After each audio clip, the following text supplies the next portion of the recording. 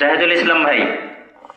টাঙ্গাইল এক মধুপুর ধনবাড়ী আসনে রাজনৈতিক অঙ্গনে নতুন সাড়া ফেলেছে বিএনপি থেকে বাংলাদেশ জামায়াতে ইসলামীতে যোগদানের ধারাবাহিকতা।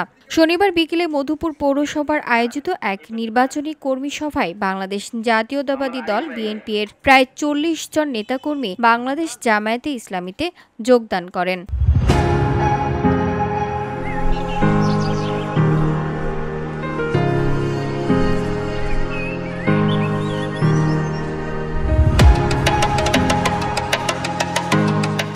অনুষ্ঠানে নবযোগদানকারীদের হাতে ফুল দিয়ে বরণ করে নেন বাংলাদেশ জামায়াতে ইসলামী মনোনীত সংসদ সদস্য প্রার্থী ও কর্মী সভার প্রধান অতিথি অধ্যক্ষ মোহাম্মদ মোন্তাজ আলী। প্রধান আলোচক হিসেবে বক্তব্য রাখেন জামায়াতে পৌরসভার জামায়াতে ইসলামীর সভাপতি খন্দকার জহুরুল ইসলামের সভাপতিত্বে এবং সেক্রেটারি মোহাম্মদ আব্দুল রহিমের সঞ্চালনায়। এ সময় বিশেষ অতিথি হিসেবে উপস্থিত ছিলেন জামায়াতে ইসলামীর মধুপুর উপজেলার আমির অধ্যাপক আব্দুল কাদির।